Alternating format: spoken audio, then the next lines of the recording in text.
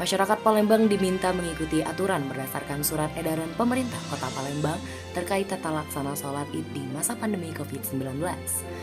Warga yang tinggal di zona merah dan orange dilarang mengikuti sholat Id di masjid. Namun sementara itu di zona hijau dan kuning, hanya 30 kelurahan dinyatakan boleh menggelar sholat Id berjamaah di masjid, musola, ataupun tanah lapang.